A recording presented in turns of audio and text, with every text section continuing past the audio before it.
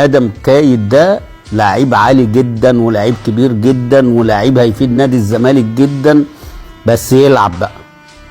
الجون اللي هو عمله لناصر ماهر ده لعيب خماسي، لعيب متمكن ان هو بيقف على الكوره وقام جاي حاططها له في الزحمه، وناصر لف وقام جاي شايطها خبطت في رجب نبيل وغيرت اتجاهها ودخل. هي كده كده كان الجون، يعني لو عدى الجون لو ما غيرت اتجاهها جون، ففتح الجيم. فهو من لمساته ادم كايد ده لعيب كبير، لعيب كبير، لعيب كبير.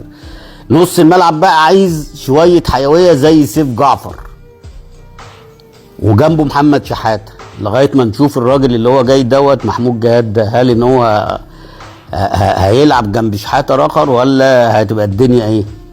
مع ان النهارده دونجا ما كانش وحش كبدايه، مش وحش، بس برضه بيبطأ كتير، وبعدين حته الضغط عنده قليله، مع ان المفروض ان هو في الحته دي لازم هو اول واحد يضغط مش محمد شحاته.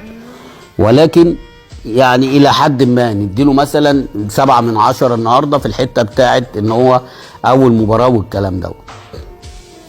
عمل كام باص كويس اللي هو يعملها مره لبنتايك، مره لعمر جابر والكلام، يعني مره لعمر جابر اللي هو في الاختراق من العمق، يعني مش وحش.